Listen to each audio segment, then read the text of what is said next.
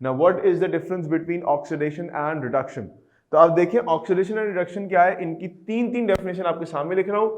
Physics chemistry में पढ़ा होगा आपने। पहली चीज ऑक्सीडेशन के बारे में वो ये है कि oxidation is the loss of electron. दूसरी बात, oxidation is also the loss of hydrogen.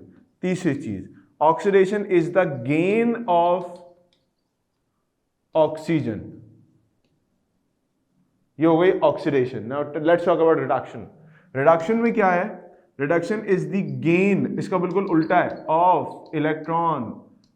Reduction is the gain of hydrogen, इसको प्रोटॉन भी कहते हैं।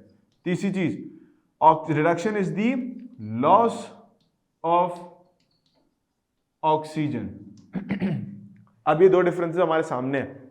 अब इसको तस्वीर वाइज देखते हैं कि क्या होता है मामला। ये तो डेफिनेशन आ गई तस्वीरों की। फॉर एग्जाम्पल मेरे पास एक मॉलिक्यूल है, ये बस मॉलिक्यूल है। इस मॉलिक्यूल में लेट सपोज मेरे पास है 2 इलेक्ट्रॉन लेट सपोज, ठीक है।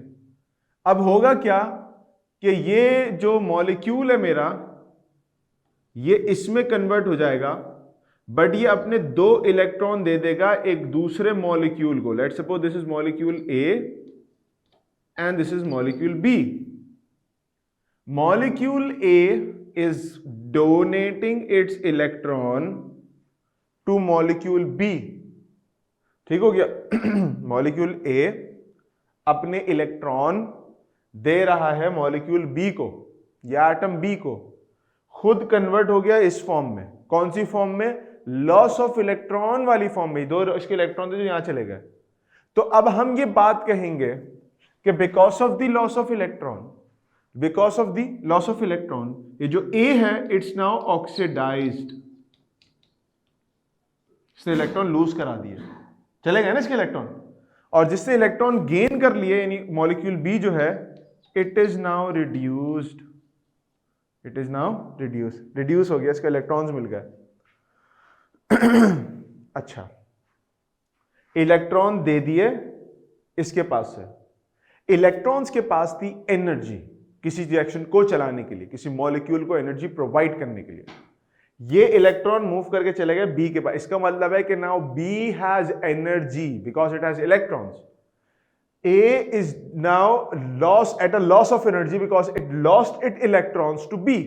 तो A ने अपने इलेक्ट्रॉन दे दिए B को, एनर्जी ट्रांसफर खुद हो गया बगैर एनर्जी के। तो oxidised condition is the one that has less energy as compared to a molecule or a condition where the molecule or entity is reduced. वो reduce हुई थी, उसको इलेक्ट्रॉन्स मिले हुए। तो हमारे पास पूरे जो रिएक्शंस हैं, जितने भी हम आगे पढ़ने वाले हैं, चाहे फोटोसिंथेसिस पढ़े या रेस्पिरेशन पढ़े, उसमें एक चीज कांस्टेंट है। वो चीज कांस्टेंट ये है कि there will be oxidations and reductions. Electron दिए जाएंगे, इलेक्ट्रॉन लिए जाएंगे। दरअसल इलेक्ट्रॉन का लेना देना नहीं है, बल्कि एनर्जी ट्रांसफर हो रही है इलेक्ट्रॉन्स के जरिए। ये बात आ रही समझ?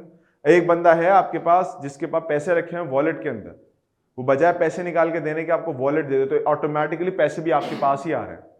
तो बिल्कुल इसी तरीके से यहां पर ही मामला हो रहा है। ये इलेक्ट्रॉन जो है मूव करके यहां पर आ रहे हैं, बट सिर्फ इलेक्ट्रॉन मूव करके नहीं आ रहे, बल्कि आपके पास वो एनर्जी भी साथ में जा रही है जो इलेक्ट्रॉन्स के साथ के अंदर मौजूद है। ठीक हो गया। तो ये थी ऑक्सीडेशन रिडक्शन की बातें।